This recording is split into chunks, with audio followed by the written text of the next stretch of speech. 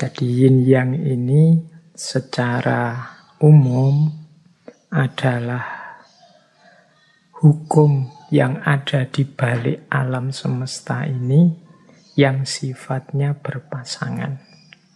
Jadi dalam yin yang ada pandangan setiap hal dalam hidup ini memiliki dua sisi.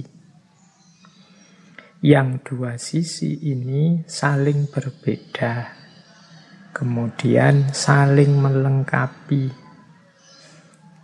namun juga saling tergantung dan saling mempengaruhi, bahkan saling memuat atau saling mengandung. Jadi ini unik, berbeda dan saling melengkapi, tapi juga saling mempengaruhi dan saling memuat. Ini ya mudahnya teman-teman mesti ilustrasinya melihat hal-hal yang serba dualitas. Jadi pandangan ini makanya dikenal juga sebagai dualisme. Jadi dalam hidup ini selalu ada yin, ada yang. Yin ini konotasinya adalah pasif, kalau yang konotasinya aktif. Kalau yin ini dingin, kalau yang itu panas. Yin ini diilustrasikan sebagai musim dingin, kalau yang itu diilustrasikan dengan musim panas. Malam itu yin, siang itu yang. Rembulan itu yin, matahari itu yang. Air itu yin, api itu yang. Ini hidup ini serba berpasangan-berpasangan. Perempuan itu yin, feminisme itu yin, laki-laki itu yang. Maskulinisme itu yang. Jadi hidup ini selalu semuanya serba berpasangan. Yang cirinya seperti tadi, saling berbeda, tapi saling juga melengkapi. Tapi juga saling mempengaruhi. Dan juga saling memuat atau saling mengandung. Nanti kita perjelas di belakang makna-makna hubungan antara yin dan yang ini. Hidup ini jadi lengkap, jadi komplit, dan dinamis karena dialektika antara yin dan yang. Pasif ketemu aktif jadi imbang. Kalau aktif saja, orang akan kelelahan. Kalau pasif saja, tidak akan lahir apapun. Hidup tidak akan berkembang. Kayak sering saya bilang, hidup ini butuh ngegas, butuh ngerem. Kalau ngegas terus, mungkin kita salah jalan tapi tidak sadar. Kalau ngerem terus, tidak jalan-jalan.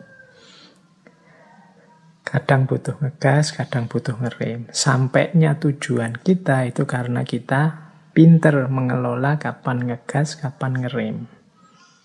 Kita hidup dengan cerdas, ngerti kapan harus pasif, kapan harus aktif. Kapan harus mengedepankan femininitas, kapan kita memerlukan maskulinitas. Dalam hidup itu selalu ada pasangan-pasangan, selalu ada dinamika yang lahir dari hubungan antara pasangan ini. Oke, nanti kita jelaskan detailnya, tapi dasarnya ini. Nah, ini menurut saya penjelasan yang mudah tentang yin yang dari Tao Te Ching, meskipun nanti banyak bagian-bagian yang perlu direnungi lebih dalam. Di bawah langit, semua orang dapat melihat keindahan sebagai indah hanya karena ada yang jelek. Semua orang mengetahui kebaikan sebagai baik hanya karena ada yang buruk. Oleh karena itu, memiliki dan tidak memiliki itu muncul secara bersamaan. Kesulitan dan kemudahan itu saling melengkapi. Nah, jadi kalau menurut tulisannya Lao Tzu ini, jadi hidup ini yang tadi pasangan hitam dan putih, cakep dan jelek, kemudian kaya dan miskin, ini kan dua hal yang kontras, satu hitam, satu putih, satu positif, satu negatif. Tapi jangan lupa, ini yang saya tadi sebut, dua-duanya ini saling mengandalkan, saling melengkapi, mempengaruhi keberadaannya masing-masing. Kalau dalam kalimat tadi, keindahan itu tampil sebagai indah karena ada yang jelek. Loh ini kan, ilustrasinya mudah. Orang itu disebut ganteng ketika dibandingkan dengan yang jelek. Kalau tidak ada orang jelek, ya otomatis orang ganteng tidak ada. Orang disebut kaya karena kepemilikannya dibandingkan dengan orang yang kepemilikannya lebih sedikit. Yang lebih banyak disebut kaya. Kalau kepemilikan itu sama semua, ya tidak ada orang kaya. Jadi orang kaya itu berarti dia eksis karena ada orang miskin. Sebaliknya yang miskin juga eksis karena ada orang kaya. Sebagaimana yang ganteng tadi. Ganteng itu eksis sebagai cakep ya ketika ada yang jelek. Berarti yang ganteng itu terima kasihlah sama yang jelek-jelek. Jasanya mereka kalian kelihatan jadi ganteng. Itu mudahnya. Jadi saling, mungkin mudah, saling mengeksiskan, saling membuat ada. Orang itu disebut soleh karena ada yang tidak soleh. Kalau semua orang soleh, mungkin status soleh itu selesai, tidak akan ada lagi. Jadi di bawah langit, semua orang dapat melihat keindahan sebagai indah hanya karena ada yang jelek. Ada baik, ada jahat.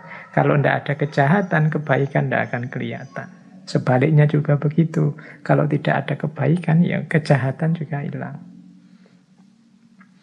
Masing-masing saling mengadakan kutub yang sebelahnya. Ini pelajaran dari Tao Te Ching. Ini salah satu pemahaman terhadap situasi yin yang dalam hidup ini. Terus, yang kedua, ada dan tidak ada saling mengadakan. Kesulitan dan kemudahan saling melengkapi. Panjang dan pendek saling mendefinisikan. Tinggi dan rendah saling bertentangan. Sebelum dan sesudah saling mengikuti. Ini masih menjelaskan tadi ya, bagaimana perbedaan itu saling melengkapi, saling mewujudkan yang lain. Kesulitan dan kemudahan itu saling melengkapi. Tidak ada kesulitan kalau tidak ada kemudahan.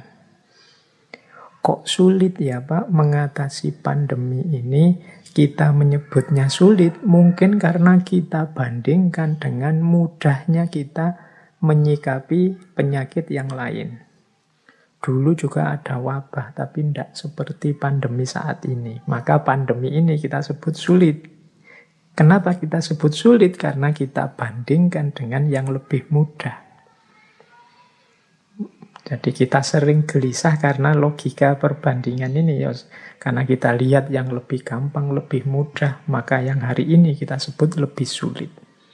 Kita mungkin dirundung galau oleh bencana demi bencana, karena mungkin sepanjang hidup kita belum pernah mengalami bencana sedahsyat yang kita alami hari ini.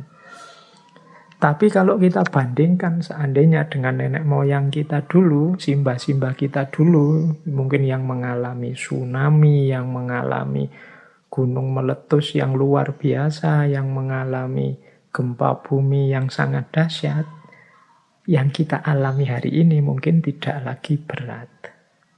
Tidak lagi sulit, tidak lagi luar biasa. Wah, simbah-simbah kita dulu, gunung meletus bisa dirasakan sedunia efeknya. Banjir, mungkin tanah longsor, mungkin mengalami yang jauh lebih dahsyat dari itu. Nah, kalau kita melihat yang ini, maka situasi hari ini tidak kita sebut sulit. Tapi karena kita membandingkan dengan hidup kita sebelumnya yang jauh lebih mudah, atau orang lain yang tidak mengalami bencana seperti kita, maka rasanya yang kita alami ini berat. Pinter dan tidak pinter juga begitu. Kalian kelihatan pinter sekali ketika kalian mungkin teman-temanmu wawasannya jauh di bawahmu. Tapi begitu ganti teman yang wawasannya lebih banyak, lebih canggih, ya kalian kelihatan biasa-biasa saja. Nah, inilah di antara maknanya yin yang. Maka bisa kita tarik pemahaman, ya meskipun hari ini banyak sekali kesulitan-kesulitan, banyak sekali kerumitan hidup, ngomongnya wis belepotan. Tidak seharusnya kita jadi alasan untuk hidup tidak bersyukur, mengeluh saja. Tinggal kita ubah sedikit perspektifnya. Oh iya, yang saya rasakan sulit ini karena saya membandingkannya dengan kemudahan-kemudahan yang selama ini saya alami. Tapi coba saya bandingkan dengan kehidupan simba-simba saya dulu waktu dijajah Belanda, dijajah Jepang, waktu mengalami bencana yang jauh lebih dahsyat. Maka saya hidup seperti ini sebenarnya jauh lebih harus disyukuri. Nah, ini di antara cara memahami alam. Karena ada dan tidak ada, saling mengadakan, kesulitan dan kemudahan saling melengkapi, panjang dan pendek saling mendefinisikan, tinggi dan rendah saling bertentangan, sebelum dan sesudah itu saling mengikuti. Yang semula sebelum sekarang jadi sesudah. Tadi belum ngaji, sekarang sudah ngaji. Ini kan saling mengikuti. Ngaji yang akan datang masih sebelum, tapi seminggu lagi dia sudah sesudah. Mana sebelum, mana sesudah itu kan juga saling bersusulan. Ada dan tidak ada juga saling mengadakan. Baik, ini yang the law of polarity dalam yin yang. Oke, ini saya lanjutkan lagi. Kalau ini mungkin berpikirnya agak dalam sedikit. Kalau engkau ingin sesuatu kembali ke asalnya, pertama engkau harus mengizinkannya tersebar. Kalau engkau ingin sesuatu melemah, pertama engkau harus membiarkannya kuat. Kalau engkau ingin menyingkirkan sesuatu, pertama engkau harus membiarkannya jaya. Kalau engkau ingin memiliki sesuatu, pertama engkau harus memberikannya. Nah, ini juga kelanjutan dari yin yang tadi, cuma dengan pemahaman yang agak dalam. Itu saya ambil kalimat pertama. Kalau engkau ingin sesuatu balik ke asalnya, engkau harus mengizinkannya tersebar. Kadang-kadang kita ingin melakukan riset. Riset itu kembali lagi seperti semula. Saya kok ingin hidup kita seperti semula ya. Nah, ini ada rumusnya. Engkau harus mengizinkannya tersebar.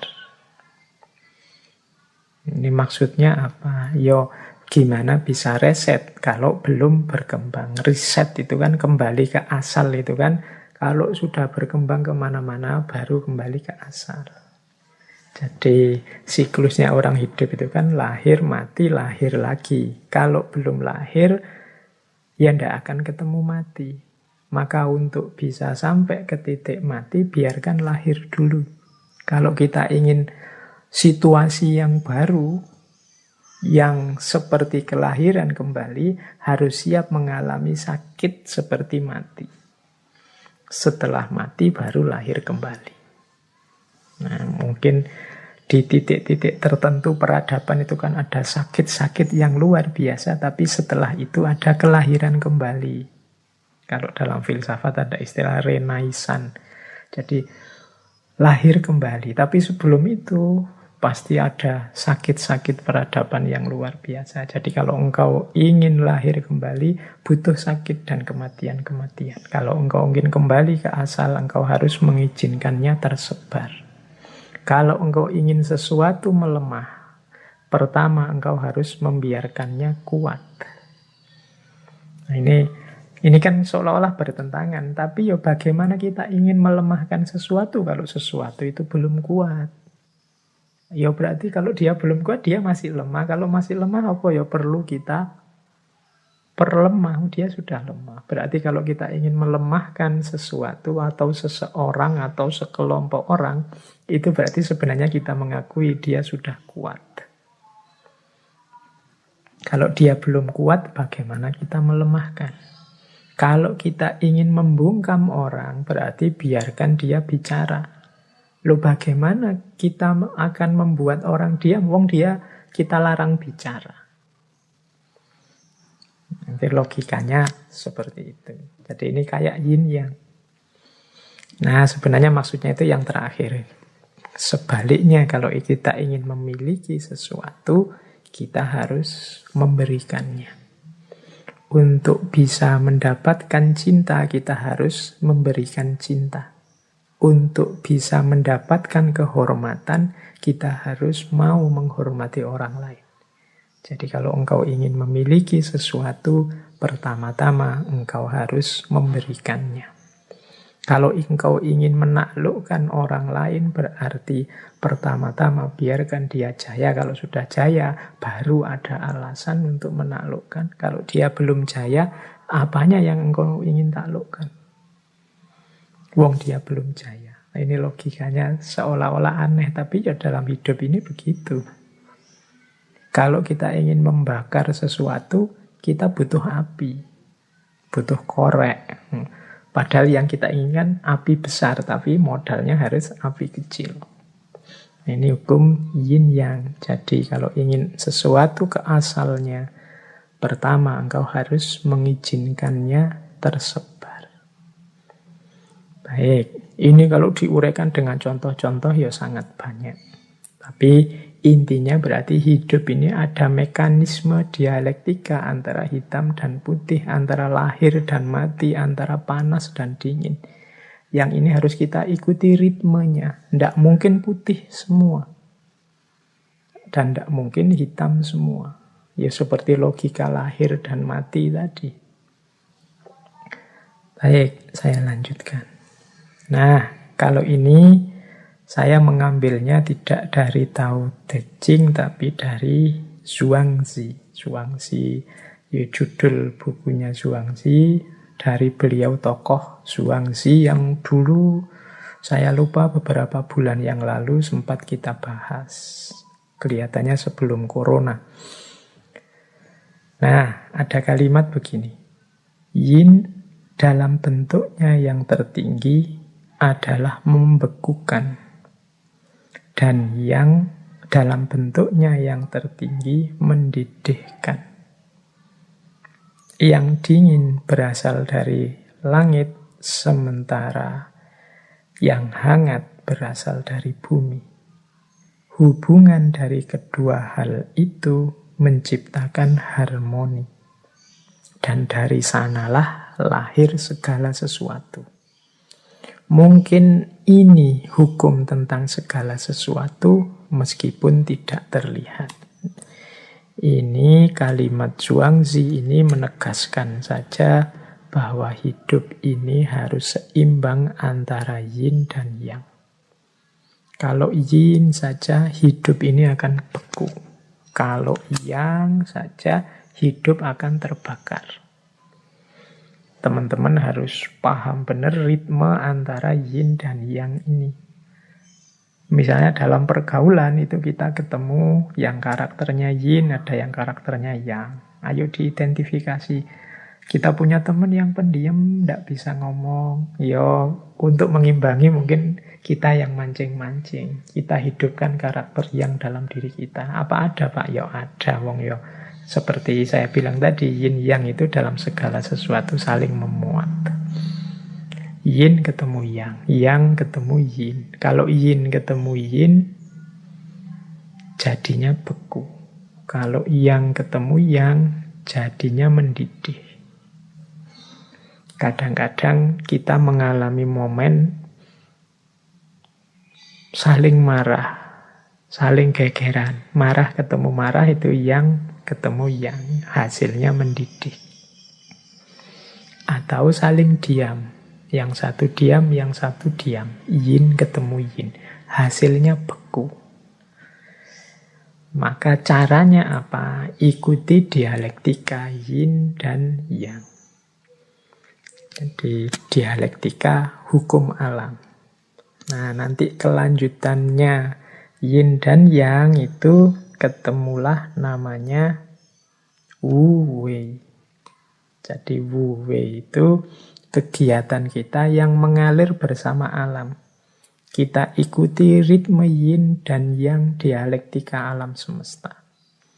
Jadi ya, dalam falsafah Tiongkok dikenal istilah Wu Wei, bukan yang 5 unsur tadi. Kalau Wu Wei itu secara harfiah artinya tidak memiliki kegiatan atau tidak berbuat apa-apa. Maksudnya tidak berbuat apa-apa itu mari kita hidup tanpa dibuat-buat. Kita hidup yang wajar saja, tidak sembrono, sesuka kita, tidak melihat ritme alam, tapi juga tidak palsu.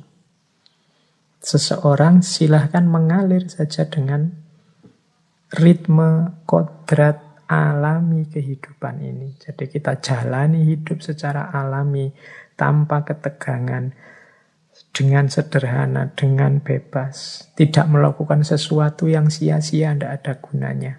Apalagi melakukan sesuatu yang hanya untuk dipamerkan saja. Sama sekali tidak ada gunanya. Ini namanya Wu Wei. Hari ini mungkin banyak di antara kita, coba kita muhasabah sebentar, berapa persen kegiatan kita sehari-hari yang itu memang efektif, sesuai, alami, dan berapa persen yang ini hanya dibuat-buat saja, atau ini tidak ada pentingnya sama sekali, atau ini hanya menghambur-hamburkan energi, tidak ada gunanya. Nah, jadi ini kelanjutannya yin yang, itu berarti menyarankan kita untuk hidup selaras dengan ritme alam. Baik ritme yin maupun ritme yang. Kita pahami perjalanannya, kita ikuti dengan cara hidup secara alami. Filsafatnya namanya Wu Wei. Maka nanti ada pandangan manifestasinya yin yang nanti dalam pola Wu Wei, hidup yang mengalir dengan alam, itu adalah hidup dengan beberapa prinsip. Jadi penerjemahannya yin yang dalam kehidupan kita sehari-hari itu ada beberapa prinsip hidup yang penting untuk kita ingat-ingat. Yang pertama adalah hidup secara seimbang atau balance. Seperti saya jelaskan tadi, yin saja akan membekukan, yang saja akan membakar. Kalau ada yang marah, harus ada yang sabar. Marah ketemu marah, meledak. Kalau yang satu sudah sabar menunggu, ya yang satu gerak. Jadi biar dinamis. Kalau semuanya menunggu dalam kesabaran, tidak akan ada aktivitas. Jadi yang satu pasrah, yang satu nuntun. Kalau semuanya ingin nuntun, hasilnya tabrakan. Kalau semuanya nunggu dituntun, hasilnya tidak ada yang jalan. Maka hidup ini harus seimbang. Kalau yang satu sudah bersuara, yang satu tolong diam. Kalau semuanya bersuara, tidak jelas mana benar, mana salah. Atau semuanya diam, ya kebenaran akan hilang. Jadi jangan sampai beku, juga jangan sampai terbakar, meledak. hiduplah secara seimbang. Ini manifestasi yang pertama dari yin yang. Yang kedua, keadilan. Jadi yin yang ini memberi porsi hidup secara adil. Hidup secara alami itu kan adil. Adil terhadap diri kita sendiri, adil terhadap orang lain dengan haknya, kita dengan hak kita, alam juga dengan haknya. Ini hidup secara adil. Ya kalau orang jatahnya 10, ya silahkan mengambil 10, kita beri 10, itu adil. Ini yang hidup secara alami. Kalau makanan itu muatnya di perut kita 1 piring, ya kita makan 1 piring saja, itu adil. Adik kita yang masih sekolah SD ya sangunya 5.000 misalnya, tapi yang sudah kuliah sangunya 50.000, itu adil. Sesuai porsi dan proporsinya yang alami. Yang baik dipuji, yang jelek dicaci, enggak ya, yang jelek diingatkan, ditegur. Ini berarti adil. Jadi kita akui memang hidup ini ada hitam, ada putih, dan saling berdialektika, tapi juga kita porsikan segalanya sesuai porsinya. Yang ketiga, hidup secara sederhana atau simplicity. Seperti tadi ya, tidak ada energi yang terbuang sia-sia, tidak ada kesembronoan, tidak ada kesia-siaan. Paradigmanya pas saja. Sederhana bukan berarti kekurangan, tapi pas. Jadi pas itu ya, butuhnya tidur 5 jam, ya tidur 5 jam pas. Butuhnya kerja sehari itu mungkin 6 jam, istirahatnya sekian jam dalam sehari, ya dipenuhi saja secara pas, tidak berlebihan, tidak kekurangan. Ini manifestasinya yin yang dalam hidup. Nah, yang keempat, keluasan. Jadi kesadaran kita terhadap pola hidup, ada yang yin, ada yang yang. Jadi ada yang, ada yin, itu membuat kita luas, tidak kaku. Tadi kan dijelaskan yin dan yang itu saling mengandung. Saling mengandung itu maksudnya dalam yin ada sedikit kandungan yang, dalam yang ada sedikit kandungan yin, maka luaslah. Yang feminin kita, saya ini kan laki-laki, karakternya maskulin, tapi dalam diriku pasti ada titik-titik femininitas. Sebagaimana pada saudari-saudari yang perempuan pasti juga ada muatan-muatan maskulinitas. Dalam gelap ada sedikit cahaya. Dalam cahaya kadang-kadang ada titik-titik kegelapan. Nah, ini karakternya. Makanya di gambarnya yin yang itu kan gambar bulatan putih, setengah bulatan hitam, setengah. Di tengah-tengah bulatan putih ada titik hitam, di tengah-tengah bulatan hitam ada titik putih. Orang-orang baik, orang-orang soleh, orang-orang suci itu ya tidak kemudian kita artikan sama sekali tidak ada titik hitam. Mereka itu adalah bulatan putih, tapi sebagai manusia pasti pernah khilaf, pernah salah, pernah keliru. Mungkin hanya saja ditutupi Allah. Jadi ada titik hitamnya pasti. Yang ada di wilayah hitam, itu ada titik putihnya sedikit. Mungkin karena tidak kelihatan, kita hanya fokus lihat hitamnya saja. Nah, orang yang sadar ini, terus dia luas, tidak kaku. Jadi orang jahat itu ya adalah sisi-sisi putih, titik-titik kemanusiaannya. Maka seandainya benci juga tidak kaku. Atau orang soleh itu ya sebagai manusia ada juga pasti titik-titik hitamnya. Maka kalau mengidolakan, kalau suka juga tidak kaku. Jadi dia menyikapi segala ritme hidup ini tidak mudah kaget. Dan cepat beradaptasi, menyesuaikan dengan situasi, luas. Ada orang melakukan yang jahat, yang jelek, oh ya wajar. Wong hidup ini memang ada yin, ada yang. Ada positif, ada negatif. Kalau yang negatif tidak tampak, yang baik-baik juga akan kehilangan jati dirinya. Nah, ini orangnya luwes, tidak kaku. Kemudian di antara cirinya lagi falsafah yin yang manifestasinya dalam hidup adalah terbuka. Jadi terbuka itu maksudnya ngerti kalau hidup itu dinamis, saling mempengaruhi. Maka dia membuka diri untuk mendapatkan berdialektika dengan sekelilingnya secara alami, terbuka. Kalau dia pas salah, karena dia terbuka, dia bisa menerima nasihat. Kemudian terbuka mendapat wawasan-wawasan baru sehingga tambah baik, tambah baik.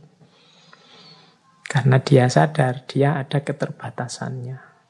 Meskipun aku ada di wilayah putih, aku punya titik hitam juga. Yang entah aku sadari, entah tidak. Kalau aku terbuka, maka semakin meningkat. Mungkin titik-titik hitamnya semakin berkurang. Dapat masukan-masukan baru. Kalau aku tertutup, ya selesai. Yang hitamnya tetap hitam. Apalagi yang ada di wilayah hitam. Maka orang yang sadar hukum yin dan yang itu biasanya malah luwes dan terbuka. Dan yang terakhir, gembira. Jadi gembira itu berarti mampu menikmati hidup ini. Jadi ada apapun yang terjadi, baik sehubungan dengan dirinya maupun sehubungan dengan alam, dia tidak terpengaruh, dia tidak mengeluh, dia tidak komplain protes, tapi pertama-tama dia bisa menikmati, bergembira. Karena sadar, ya itulah alam. Karena kemarin kita rusak sehingga tidak seimbang, akhirnya kita nikmatilah sekarang mungkin beberapa kesulitan hidup. Ya wis resikonya mau gimana lagi. Jadi dia bisa menerima, ya, meskipun ya berlanjut dengan tadi, menyikapinya dengan adil, dengan luwes, dengan terbuka, dengan sederhana. Tapi hidupnya orang yang mengerti ritme alam yang yin dan yang ini, kecenderungannya dia gembira. Orang gembira itu ya mudahnya orang yang mau bersyukur terhadap hidupnya.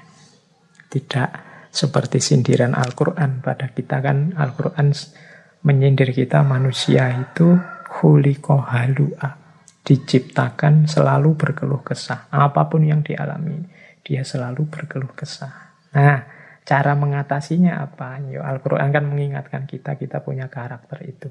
Mari kita pahami ritme alam, kita pahami mode-mode hukum alam, termasuk yin dan yang ini, sehingga kita hidupnya tidak mudah galau. Apapun yang kita alami. Misalnya, wah nilaiku kok jatuh ya semester ini. Ya wajar sih, semester ini aku males belajar, ya mesti saja. Terus nilainya jatuh. Ada ritmenya, ada hukumnya. Sehingga kita tidak mudah kaget. Oke, jadi ini berarti apa? Cara kita menerjemahkan yin yang dalam hidup itu antara lain dengan cara hidup yang seimbang. Hidup secara adil, sederhana, luwes, terbuka, dan gembira. Baik, teman-teman, kita lanjutkan. Setelah ini kita masuk ke paket-paket wisdom. Jadi kebijaksanaan hidup yang menurut saya merupakan penerjemahan dari adanya yin dan yang dalam hidup. Jadi adanya pasangan-pasangan dalam hidup, adanya kontras-kontras dalam hidup yang sifatnya dinamis, dialektis, saling mempengaruhi.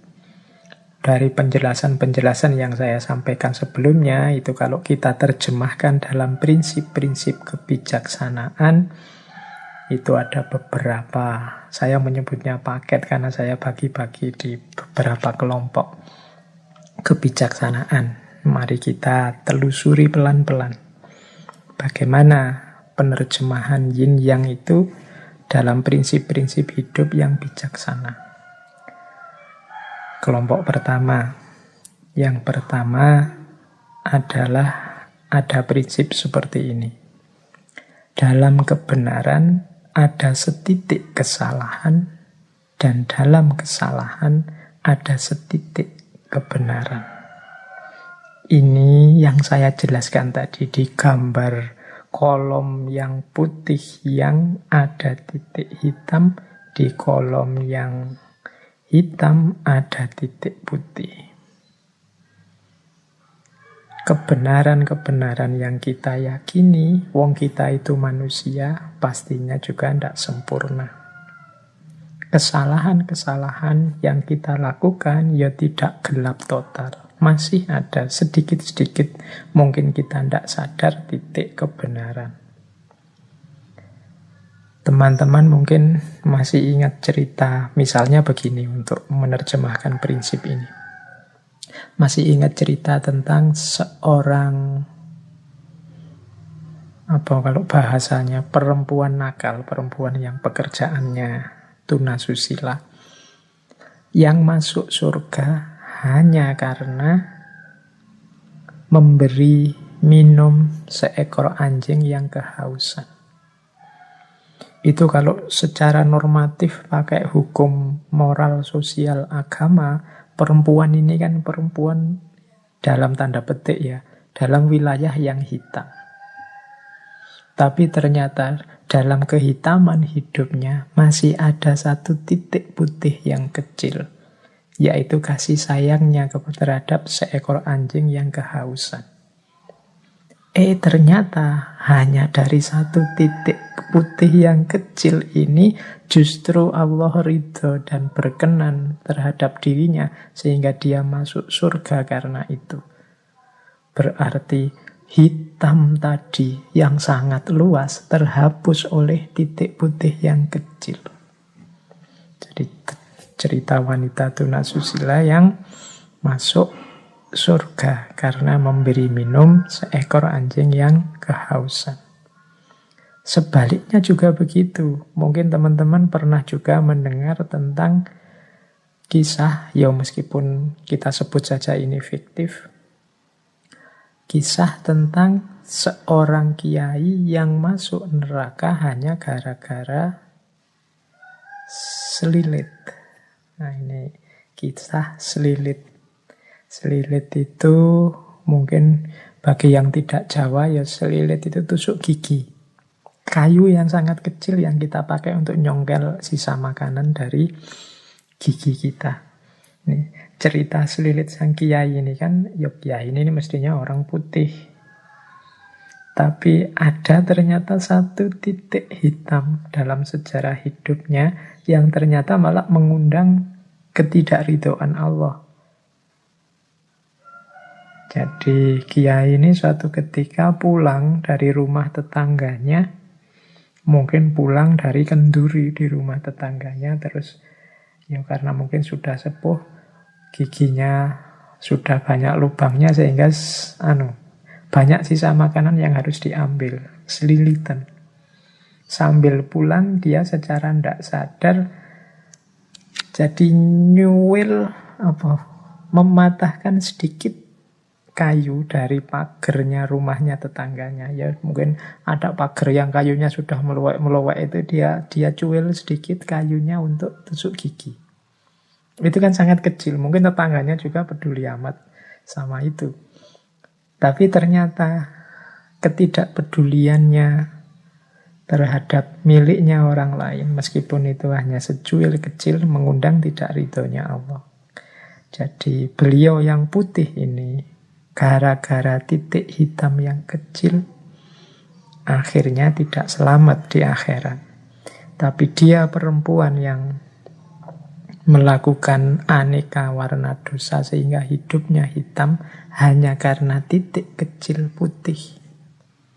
Ketika memberi minum seekor anjing yang kehausan, mengundang ridhonya Allah dan keselamatannya di akhirat. Maka ada prinsip dalam kebenaran, kadang ada setitik kesalahan yang menghancurkan. Kalau tidak hati-hati dalam kesalahan, Jangan putus asa, pasti masih ada titik-titik kebenaran. Itu prinsip pertama.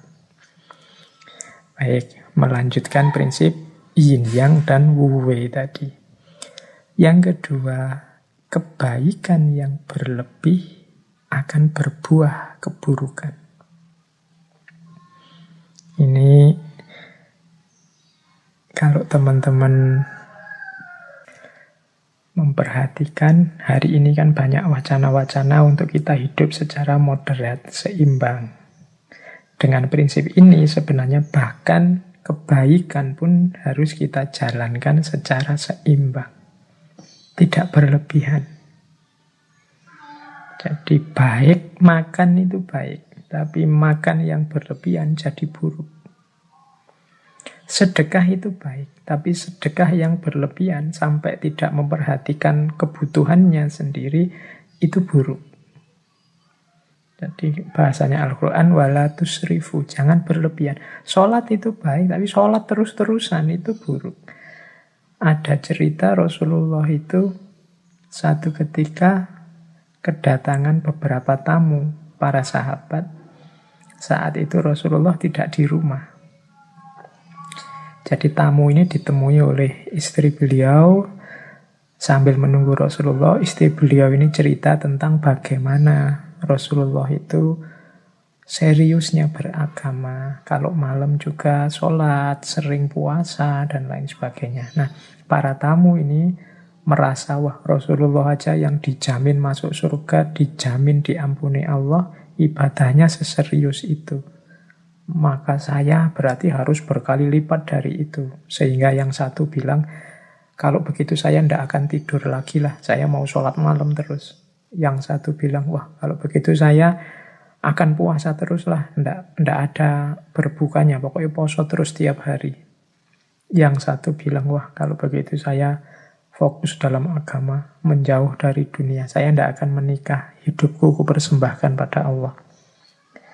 Nah, setelah Rasulullah datang, Rasulullah mendengar kata-kata dari tamu-tamunya ini, terus Rasulullah bersabda bahwa aku ini lebih takut kepada Allah. Aku ini lebih bertakwa kepada Allah dibandingkan kalian. Tetapi aku berpuasa juga berbuka. Jadi tidak puasa terus-menerus. Aku sholat malam, tapi juga tidur. Dan aku juga menikah. Jadi kemudian ditutup dengan kalimat, barang siapa yang membenci sunnahku, maka dia bukan bagian dari umatku. Nah, ini pandangan ini sesuai dengan prinsip tadi. Kebaikan yang berlebih itu buruk. Jadi jangan ada kebaikan apapun yang overdosis. Buruknya di aspek overdosis itu, bukan aspek kebaikannya. Orang tua itu sayang pada anaknya wajar, tapi kalau berlebihan menyayangi jadinya memanjakan. Tegas itu bagus, berlebihan tegas nanti jadinya otoriter. Berani itu bagus, terlalu berani namanya nekat. Jadi semua yang berlebihan buahnya buruk. Wah, kebaikan yang berlebihan ternyata berdampingan dengan keburukan. Ini bagi saya juga ritmenya alam harus kita pahami. Berarti apa-apa itu kita jalankan secara pas dan alamiah. Ini prinsip kedua dalam hidup yang menurut saya juga penerjemahan dari prinsip yin yang. Prinsip ketiga, semakin banyak orang memberi, justru dia akan semakin banyak menerima.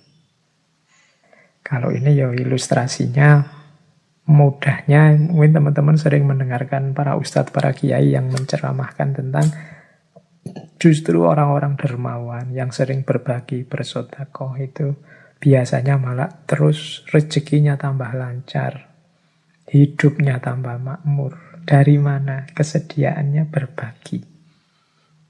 Logikanya sederhana.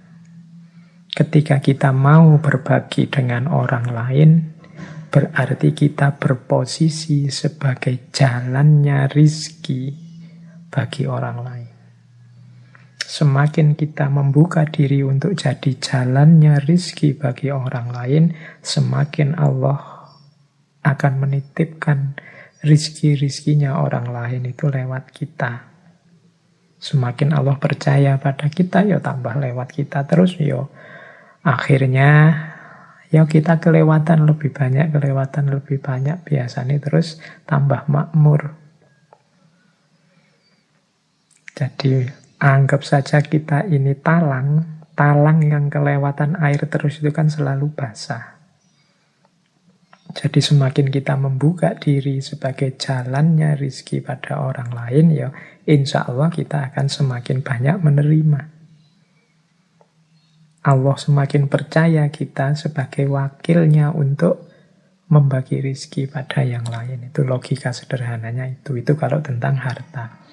Kalau tentang ilmu, ya mudahnya kita contoh ngaji ini ya. Saya di beberapa kesempatan menyampaikan, mungkin teman-teman merasa mendengarkan ngaji ini dapat wawasan-wawasan baru. Kalau teman-teman jeli, yang paling beruntung dengan wawasan-wawasan baru dari ngaji ini itu saya. Jadi kalau saya tiap Rebu itu kan ngaji, berarti harus nyari-nyari bahan, membaca sana-sini. Lu wawasanku tambah terus. Jadi yang jaminan wawasannya tambah itu justru saya. Makanya terima kasih pada teman-teman yang masih bersedia mendengarkan ngaji ini. Berarti membantu saya untuk tetap semangat nambah wawasan. Teman-teman menganggap, wah Pak Faiz ini ikhlas ya berbagi ilmu. Kebalik, saya terima kasih kalian masih mau saya bagi. Memposisikan saya kayak talang tadi, kelewatan ilmu, akhirnya ya ilmunya mampir di saya malah jadi banyak dapatnya. Jadi semakin kita banyak memberi, justru kita akan banyak menerima. Memberi dan menerima ini kan pasangan yin dan yang. Dan dia saling mempengaruhi. Siapa banyak memberi, dia akan banyak menerima. Ya ndak cuma ilmu, ndak cuma harta, apapun itu. Meskipun sekedar kata-kata yang baik. Orang yang tawadhu, menghargai orang lain, insya Allah dia justru akan mendapatkan penghormatan, penghargaan yang lebih banyak dari itu. Ini termasuk natural law, hukum alam tadi. Baik, jadi ini prinsip yang ketiga. Prinsip yang keempat. Kalau ini saya tidak menjelaskan panjang lebar ya, teman-teman sudah banyak dapat wawasan tentang ini, apalagi di tema-tema bencana. Jadi di balik musibah ada karunia. Musibah itu sesuatu yang kita menangkapnya sebagai negatif, sementara karunia, anugerah dari Allah itu kan sesuatu yang kita tunggu-tunggu, kita posisikan sebagai positif. Ternyata dua hal ini seperti keping mata uang, yin dan yang tadi. Di balik musibah ada karunia. Kita diberi pandemi ini, sebenarnya hikmahnya, manfaatnya banyak luar biasa, kecuali yang tidak mau membaca dan memanfaatkan momen pandemi ini dengan segala dinamikanya. Ada sangat banyak karunia-karunia.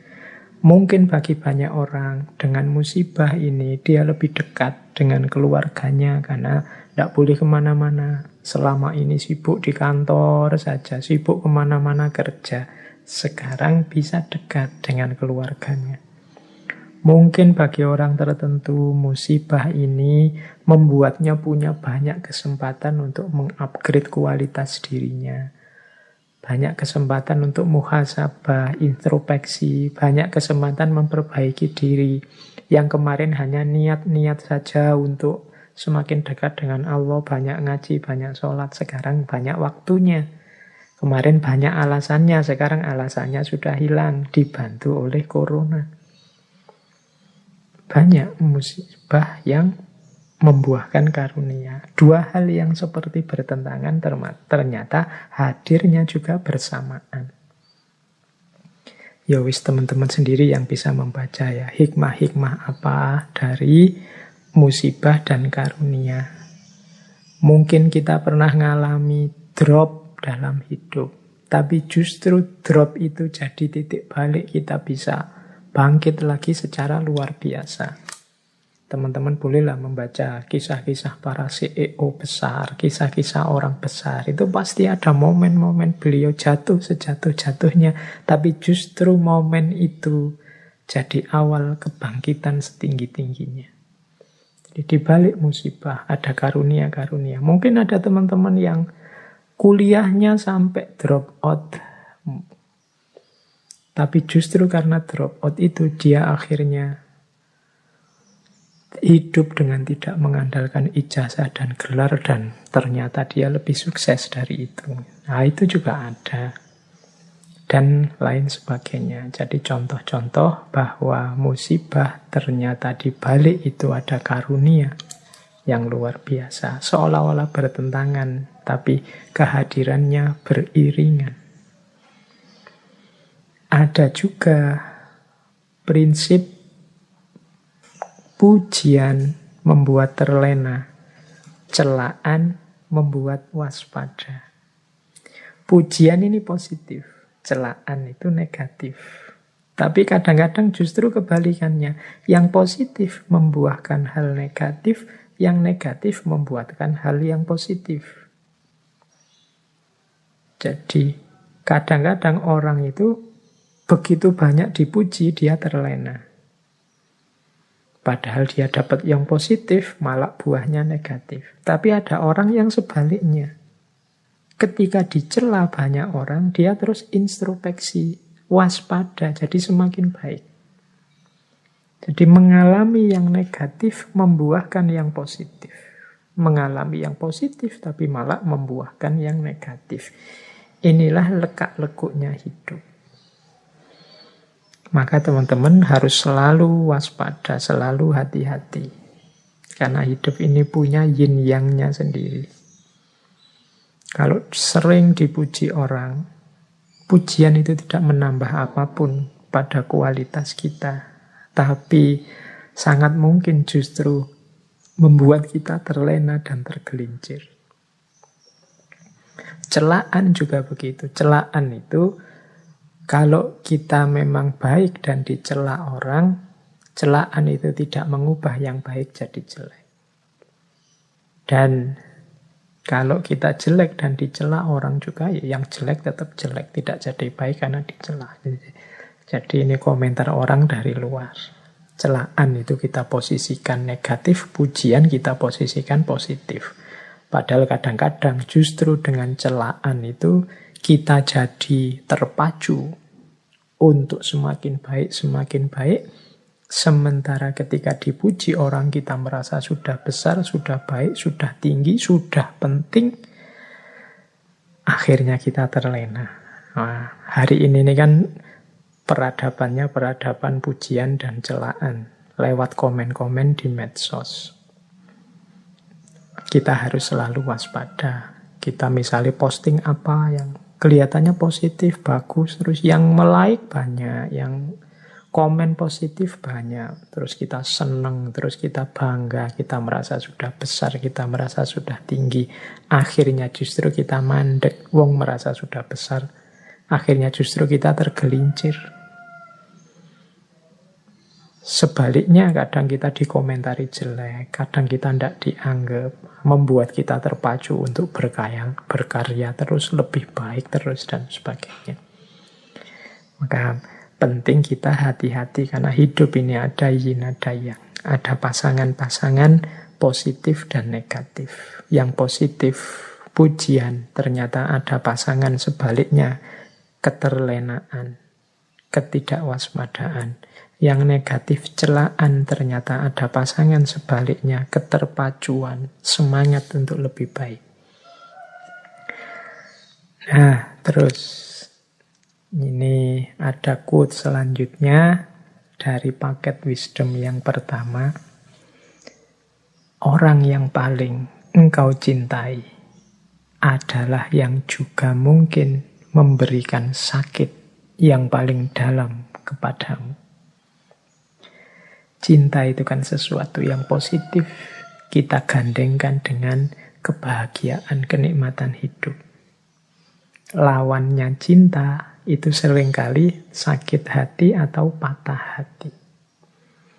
Ternyata dalam ritme hidup kita di dunia ini, justru orang yang paling kita cintai adalah orang yang punya potensi untuk memberikan sakit yang paling besar dalam hidup kita. Nah, ini sudah natural. Kalau kita cinta pada seseorang, kemudian dia membohongi kita, maka kebencian kita, kekecewaan kita berlipat dibandingkan kalau dibohongi orang yang tidak kita kenal atau orang yang kita anggap biasa-biasa saja. Jadi orang yang kita cintai itu sebenarnya orang yang membawa bibit sakit yang paling besar dibandingkan orang yang tidak kita cintai, orang yang kita anggap biasa-biasa saja. Jadi ini, terus berarti kita jangan mencintai, Pak. Ya bukan begitu, tetap saja mencintai, tapi sambil engkau ingat hukum alami, hukum kodrat di dunia ini, bahwa yang selalu jejer dengan yin. Jadi cinta dan patah hati, cinta dan sakit hati itu satu paket. Kalau orang yang mencintaimu, menyakitimu, itu kan rasa sakitmu jauh lebih dalam dibandingkan orang yang tidak kamu cintai, apalagi orang yang kamu benci. Kalau ada orang yang kamu benci terus mencacimu, menjelek-jelekkanmu, engkau kan biasa saja. Mungkin engkau bilang, alah peduli amat, biar aja, dia memang begitu, karena memang engkau sudah benci. Tapi kalau orang yang engkau cintai melakukan hal yang menyakitimu, kalian kan tidak bisa bilang, biasa saja. Tidak. Karena engkau cintai, maka sakitmu lebih dalam. Inilah yin yang. Makanya tadi, siap-siaplah menghadapi yin dan yang. Pasangan-pasangan dalam hidup. Kalau kita ngerti rumusnya, mungkin sakitnya tidak sedalam itu. Oh iya sih, mengapa ya kok rasa sakitnya sedalam ini? Nah, jawabannya berarti mungkin karena memang aku benar-benar mencintainya. Cintaku memang sudah sangat dalam. Harusnya kalau teman-teman ingin ngukur sejauh mana cintanya seseorang padamu, itu ya bisa dilihat dari sejauh mana dia sakit, dia kecewa, dia patah kalau sudah tidak sama kamu lagi. Karena logika yin yang-nya itu, orang yang paling engkau cintai adalah juga orang yang mungkin memberikan rasa sakit yang paling sakit dalam dirimu. Ada paket kedua yang berhubungan dengan yin yang. Nah, wisdom kedua berhubungan dengan yin yang. Yang pertama apa? Kebebasan sejati justru terletak pada pemahaman kita terhadap batas. Nah, ini kan bertentangan antara bebas dengan batas. Orang bebas itu orang yang tidak mau diberi batas. Tapi justru kalau mengikuti filosofi yin dan yang, kebebasan yang sejati itu kalau kita ngerti batas. Kalau kita tidak ngerti batas, mana bisa kita bebas? Makna pertamanya adalah, kalian bebas itu kan harusnya ngerti. Bebas dari apa? Bebas melawan apa? Bebas dalam hal apa? Dari apa? Dalam hal apa? Ini kan batas-batasnya. Kalau kalian tidak ngerti batasnya, ya kalian tidak akan tahu sudah bebas apa belum.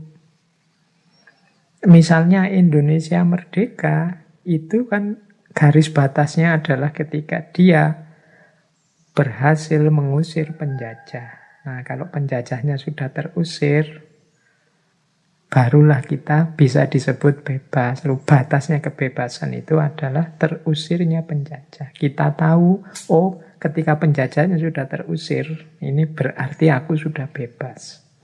Jadi bebas itu justru ketika kita tahu batasnya. Itu makna yang pertama. Makna yang kedua adalah hidup ini betapapun ada batasnya. Jadi ada titik-titik di mana kita tidak bisa menjangkau.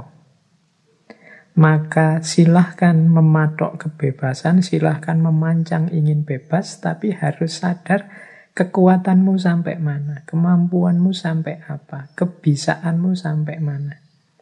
Karena kalau tidak, justru kebebasan itu akan jadi belenggumu.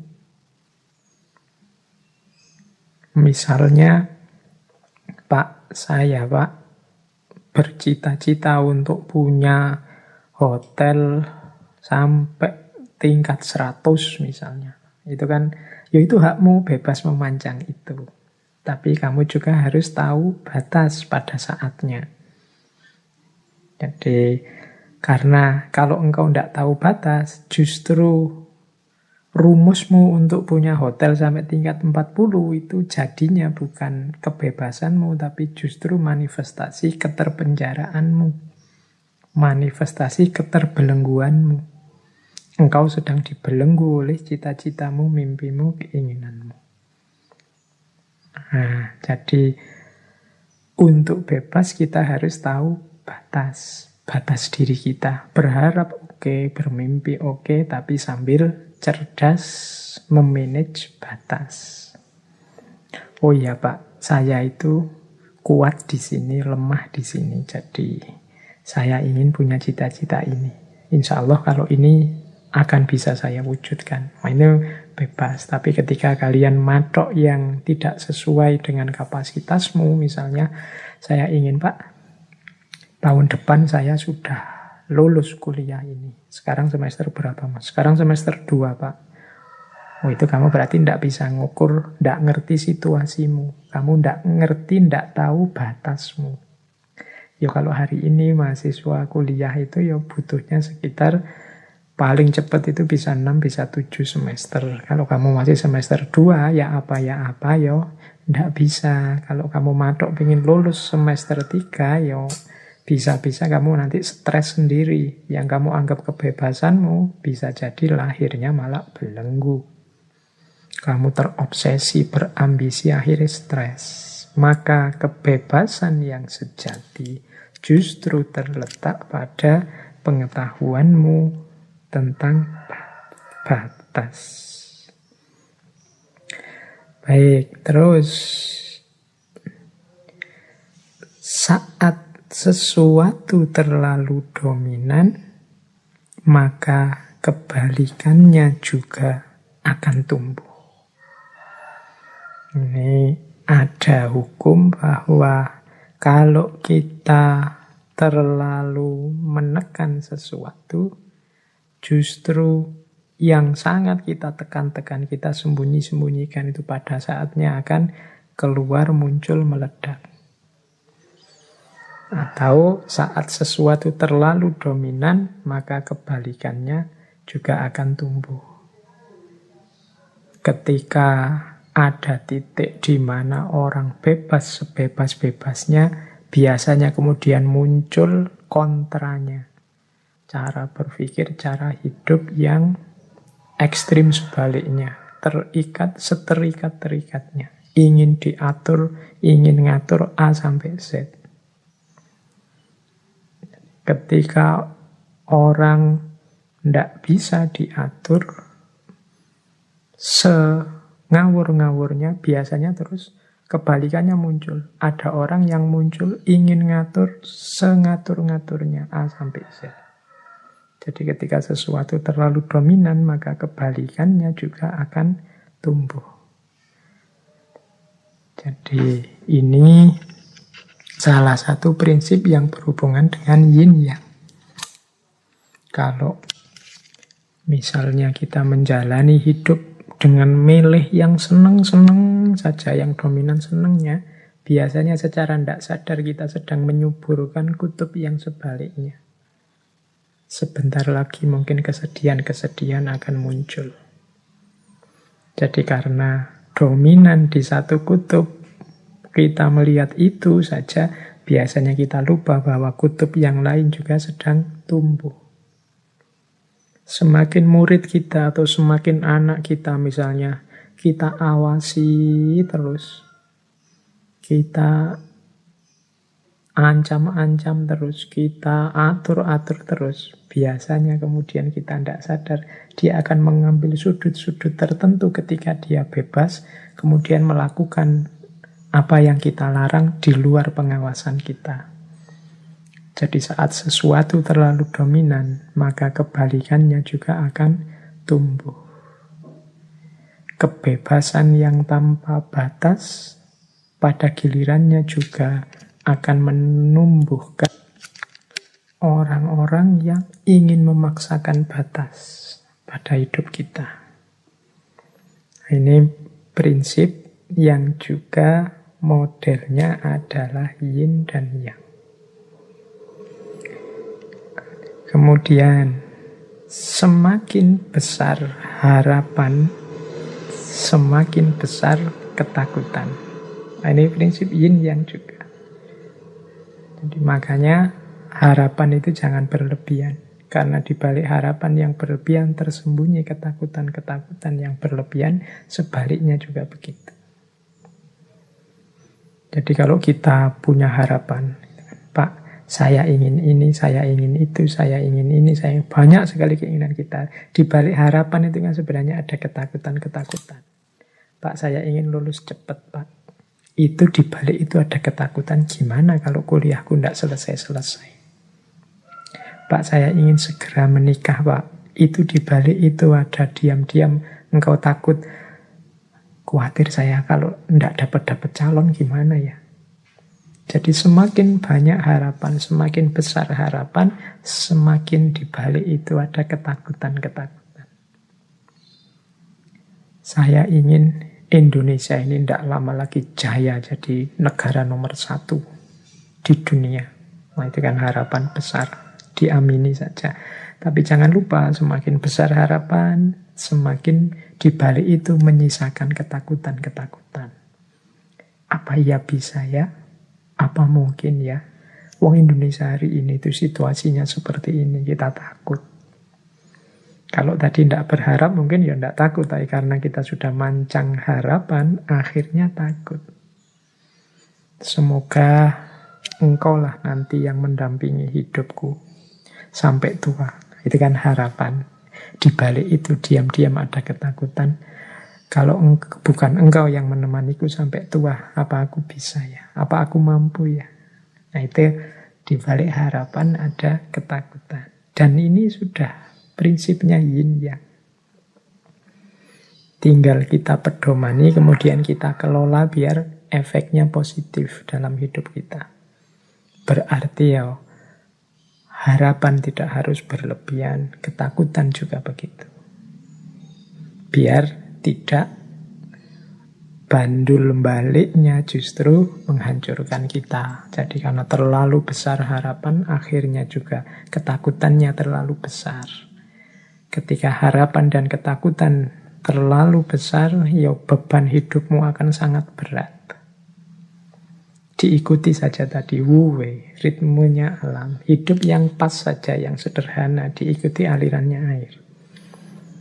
Nah, terus yang keempat, dari paket kedua wisdom kita, teman-teman mungkin pernah dengar ya istilah dunia akhirat. Ini juga seperti yin dan yang.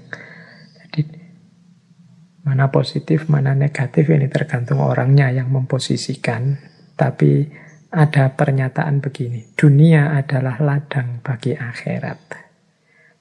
Sebaliknya juga, akhirat itu adalah orientasi, adalah kendali bagi dunia. Kita harus melakukan kebaikan di dunia biar akhirat kita sukses. Tapi sebaliknya, justru karena hidup kita tidak berhenti hanya dunia saja, ada akhirat saja, maka hidup kita bisa terkontrol jadi baik. Kalau tidak ada akhirat, mungkin kita hidupnya sak seneng-seneng kita sendiri. Loh, itu sebenarnya yang menentukan itu dunianya apa akhiratnya? Nah, ini kalau pakai logika yin yang, ya baik dunia maupun akhirat, itu dua-duanya saling berpengaruh, saling menentukan. Dalam kehidupan dunia ada kandungan ukhrawi akhirat, kemudian dalam perjalanan kita berorientasi pada akhirat, kita perlu dunia. Dunia adalah ladang akhirat. Berarti kalau kita mengurusi dunia agar beres, bukan berarti kita melupakan akhirat. Karena beresnya dunia berarti beresnya perjalanan kita menuju akhirat. Demikian juga kalau kita ingin dunia kita baik, berarti kita butuh orientasi, kita butuh kendali dari adanya kehidupan akhirat. Jadi ini saling mendukung. Sukses kita di dunia adalah sukses akhirat. Keberhasilan kita berorientasi pada akhirat pada akhirnya akan membuat dunia kita baik. Ini yang saya sebut saling mempengaruhi, saling mendukung. Kan ada Pak orang itu yang menghancurkan dunianya demi akhiratnya. Ya mungkin perlu dilihat yang disebut menghancurkan itu. Menghancurkan itu berarti tidak mau sama sekali dunia, menyiksa diri, tidak beres kehidupan dunianya, tidak apa-apa, yang penting akhiratnya. Kembali pada tadi, yang tadi saya menceritakan bagaimana Rasulullah mengkritik sahabat-sahabatnya yang ingin meninggalkan dunia demi akhirat. Satu ketika Rasulullah ini juga masuk ke dalam masjid. Di dalam masjid, beliau melihat ada tali yang diikat di antara dua tiang. Terus Rasulullah bertanya, ini tali apa? Seorang sahabat menjawab, oh itu tali miliknya Zainab, Rasulullah. Zainab ini tekun beribadah. Kalau dia merasa capek berdiri dalam sholat, maka tali itu dipakai beliau untuk berpegangan. Jadi dipakai oleh Zainab untuk sandaran, cekelan, biar tidak jatuh. Karena saking memforsir tenaganya untuk sholat. Maka terus Rasulullah memerintah, sudahlah kamu lepaskan tali itu. Hendaklah kalian sholat dalam keadaan yang bugar, yang sehat. Kalau sudah lelah, maka sebaiknya ya istirahat, tidur. Istirahat, tidur ini kan urusan duniawi yang fisik. Makan kenyang, urusan duniawi. Tapi ini beres dulu. Baru terus menuju akhirat setelah tanggung jawab amanah duniawinya beres.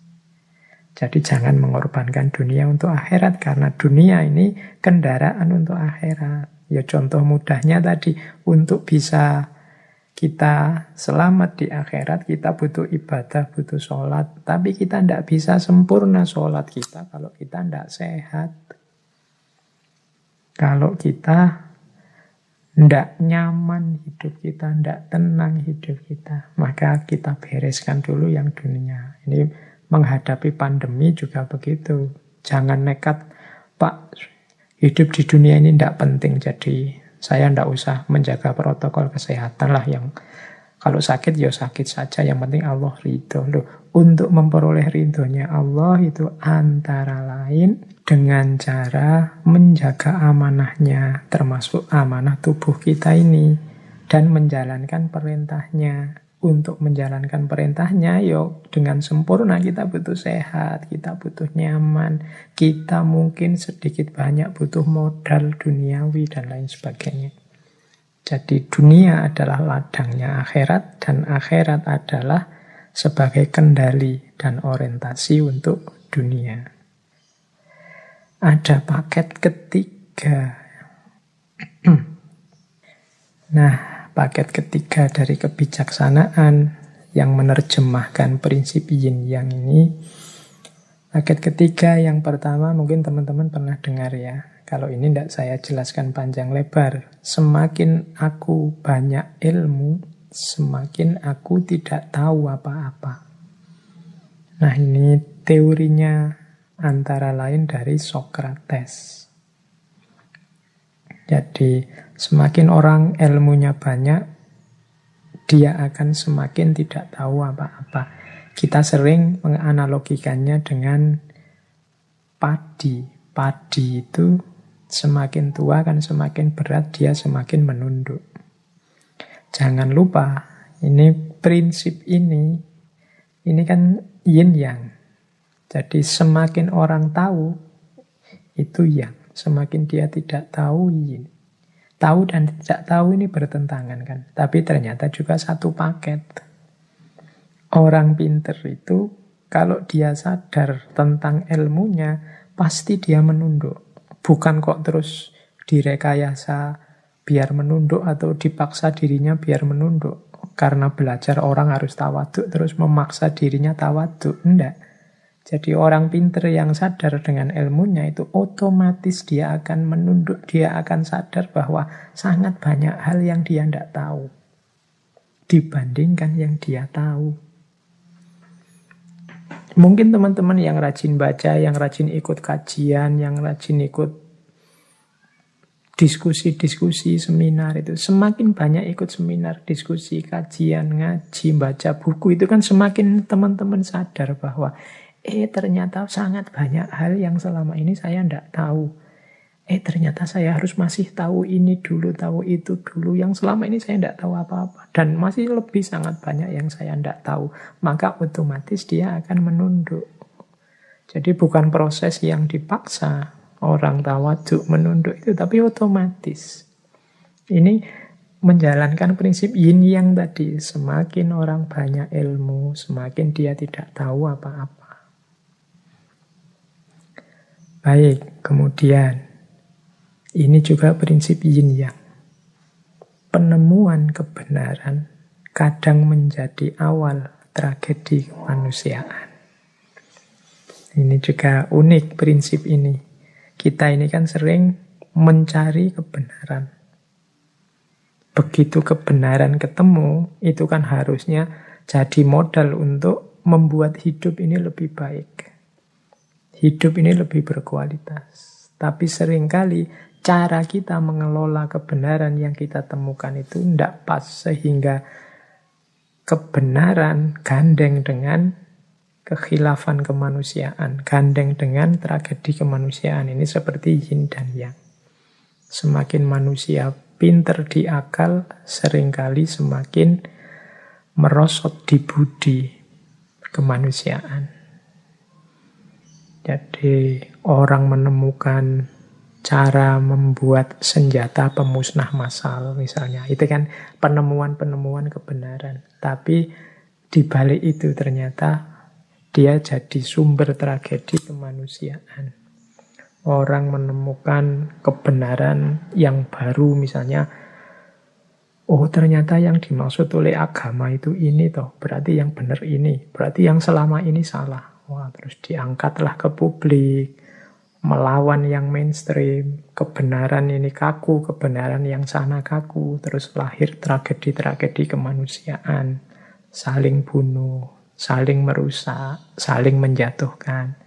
Harusnya kebenaran itu jadi berkah dalam hidup, tapi karena manusianya tidak pintar mengelola, yang muncul justru kebalikannya, tragedi-tragedi kemanusiaan. Jadi teman-teman harus waspada karena ya itulah hidup. Ada yin, ada yang.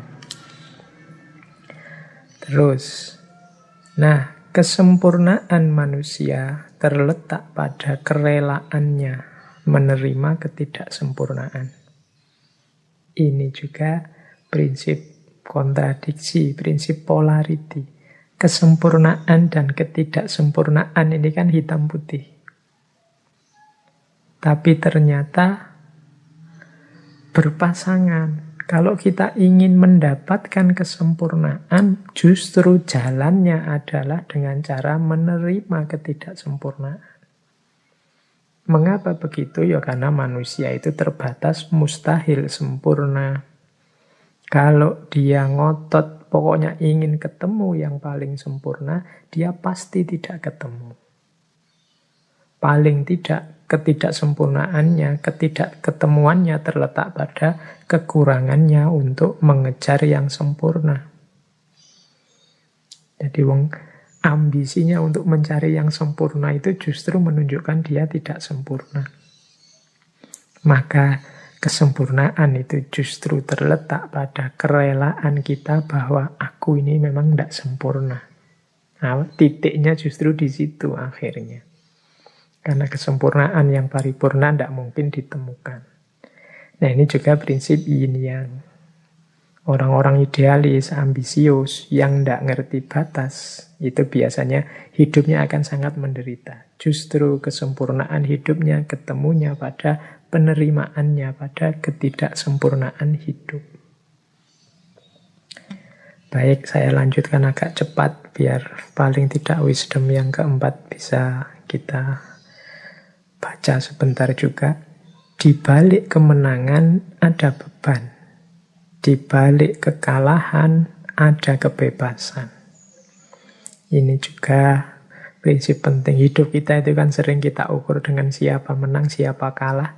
Kalau kalah, kita sedihnya luar biasa. Kalau menang, kita ekstase, melonjak-lonjak gembira. Kita lupa bahwa hidup ini yin dan yang. Gandengannya menang, itu beban. Gandengannya kalah, itu kebebasan. Silakan diambil contoh misalnya pilkada, saingan, ada yang menang, ada yang kalah. Loh, yang menang ini kan seneng sekarang, tapi jangan lupa setelah menang itu dia ketemu dengan beban-beban hidup yang banyak untuk ngurusi rakyatnya. Sementara yang kalah justru dia bebas. Dia tidak harus bertanggung jawab pada apapun, wong dia kalah. Dulu zaman saya sekolah SD sering ikut acara yang sekarang mulai jarang, cerdas cermat. Semakin saya menang, harus semakin mempersiapkan diri lagi untuk cerdas cermat selanjutnya. Dari level sekolah harus nanti tanding lagi level kecamatan. Kalau level kecamatan menang, tanding lagi level kabupaten dan seterusnya. Di balik kemenangan ada beban. Tapi kalau saya kalah, ya selesai. Bebas, aku bisa main, bisa santai-santai. Jadi di balik kemenangan ada beban, di balik kekalahan ada kebebasan. Yang kalah tidak akan ditanya, tidak akan dimintai pertanggungjawaban, tapi yang menang harus menuntaskan, mempertanggungjawabkan beban yang harus dia sandang. Jadi ini prinsip yin yang juga, teman-teman. Jadi kalau berarti apa? Yo kalau menang tidak harus jumawa, tidak harus merasa besar, merasa gembira yang berlebihan. Jangan lupa setelah itu ada beban dan tanggung jawab yang harus ditunaikan. Sementara yang kalah, jangan terlalu sedih. Bahkan mungkin kalau melihat bahwa engkau sekarang bebas itu mungkin alhamdulillah lah, bersyukur. Sekarang tidak ada tanggung jawab lagi, tidak ada beban apa-apa lagi. Sudah terlanjur kalah. Kalian misalnya yang kuliah, lulus tercepat, terbaik, menang kalian. Tapi jangan lupa di balik kemenangan itu ada sudut sisi kebalikannya. Di situ ada beban tanggung jawab. Sementara kalian yang mungkin kuliahnya gagal, kena DO atau dipecat oleh kampusnya, ini kan sebentuk kekalahan. Tapi justru setelah itu kan kamu bebas. Tidak ada lagi dikejar-kejar dosen, tidak ada lagi tugas macam-macam, tidak ada lagi tuntutan macam-macam dari kampusmu. Di balik kekalahan ada kebebasan, yang menang ada beban, dia harus melakukan ini, melakukan itu. Khawatir nanti kalau orang itu kan lulusan terbaik, kok kayak gitu. Kamu dulu IP paling tinggi, sekarang kerjaannya cuma itu, dan lain sebagainya. Nah, itulah hidup. Maka luweslah, terbukalah. Tidak usah terlalu kaget dengan dinamika-dinamika hidup yang macam-macam tadi.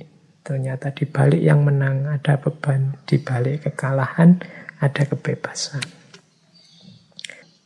Sekarang kelompok wisdom yang keempat. Kebahagiaan itu lahir saat kita tidak lagi menginginkan kebahagiaan. Ini unik ya, seperti kesempurnaan tadi. Kesempurnaan itu muncul saat kita menerima ketidaksempurnaan. Bahagia juga begitu. Begitu kita tidak mengejar-ngejar kebahagiaan, saat itu juga kita bahagia. Berarti apa? Kita tidak mengejar lagi. Kita menikmati saja apa yang kita nikmati, apa yang kita punya sekarang. Berarti kebahagiaan itu justru ketika tidak dicari, dia datang dalam hidup kita. Tapi ketika kita kejar-kejar, kita cari-cari, menunjukkan justru kita tidak bahagia. Jadi bahagia itu tidak usah menunggu besok, tidak usah diberi parameter macam-macam. Ketika kita beri ukuran macam-macam, justru nanti sebenarnya menunjukkan kita belum atau tidak bahagia. Orang yang merasa tidak bahagia, padahal seharusnya dia sudah bahagia dengan situasi hidupnya saat ini, ya bisa dikatakan dia ini tidak bersyukur. Hari ini mungkin kita banyak sekali kesulitan-kesulitan karena bencana, karena macam-macam. Maka kita punya mimpi-mimpi, wah seandainya bencana ini selesai, aku akan bahagia. Seandainya banjir ini surut, aku akan bahagia. Jadi masih nunggu besok. Nanti banjirnya surut, kita punya target lagi. Wah ini kalau ada yang bantu bersih-bersih rumah setelah banjir ini, wah aku lebih bahagia lagi. Nanti begitu bersih-bersih selesai, nanti ada meja kursinya yang rusak, perabotannya rusak. Wah ini seandainya punya uang untuk beli perabotan yang baru, aku akan bahagia. Perabotannya ada, nanti keinginannya nambah lagi. Terus kalian mengejar kebahagiaan, tidak sempat bersyukur, tidak sempat menikmati hidup. Kebahagiaan dan menikmati hidup itu bisa sejak sekarang kita rasakan. Sejak sekarang kita nikmati. Di level kita masing-masing. Jadi mungkin ada teman-teman sebagian sekarang yang di tenda-tenda, di pengungsian. Ada sangat banyak kesulitan, saya tahu. Tapi bukan berarti itu alasan untuk kita tidak bahagia. Banyak sudut-sudut, banyak titik-titik yang bisa kita syukuri. Misalnya sedikit mendapat bantuan. Mungkin bukan besarnya bantuan, tapi nilai kepeduliannya. Alhamdulillah masih ada saudara-saudaraku yang peduli padaku. Saya kira kemarin aku ini orang yang tidak penting, ternyata banyak juga yang bantu. Seluruh Indonesia bantuan mengalir. Jadi ini hal-hal yang perlu disyukuri.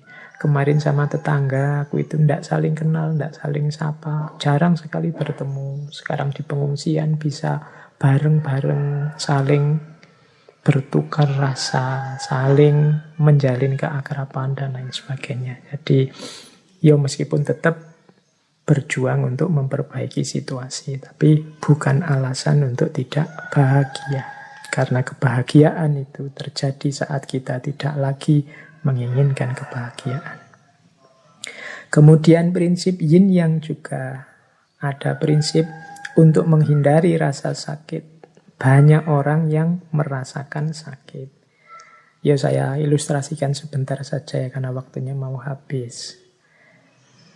Misalnya karena kita salah pola hidup kita selama ini, akhirnya kolesterol kita naik.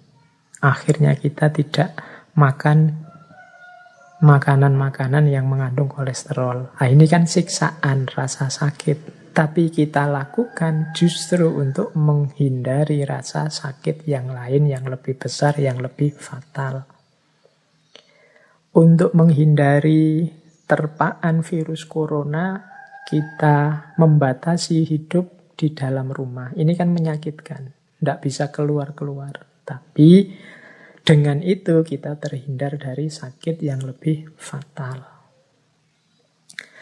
Nah, terus prinsip, semoga itu sudah bisa ditangkap. Jadi untuk menghindari rasa sakit, banyak yang merasakan sakit. Vaksin itu ya menyakitkan sebenarnya, wong disuntik. Apalagi bagi yang tidak berani suntik itu mengerikan. Tapi ya harus mau sakit, biar terhindar dari rasa sakit yang lebih besar. Nyapu di rumah itu kan sakit, capek. Tapi dengan kita rajin nyapu-nyapu, bersih-bersih di rumah, penyakit yang lebih besar, lebih fatal bisa terhindar. Nah, ini yin dan yang. Jadi untuk menghindari sakit justru melalui jalan merasakan sakit. Nah, terakhir, ini saya ambil terakhir saja ya. Nanti beberapa quotes kita skip kapan-kapan. Kalau ada waktu kita lanjutkan lagi. Semakin kita mengontrol orang dengan ketat, semakin situasinya akan kacau. Jadi semakin banyak aturan, ada logika, semakin akan banyak pelanggaran terhadap aturan. Semakin banyak kontrol, semakin akan banyak yang lepas kontrol. Situasinya akan semakin kacau. Orang itu lebih mudah kalau ditata dengan membangkitkan kesadarannya dibandingkan dengan dipaksa melalui aturan-aturan. Tapi kadang-kadang memang di level ketidaksadaran perlu aturan dan pemaksaan. Tapi kadang-kadang terlalu banyak aturan, terlalu ketat dengan aturan, semakin besar potensi kekacauan yang terjadi. Ini juga prinsip yin yang.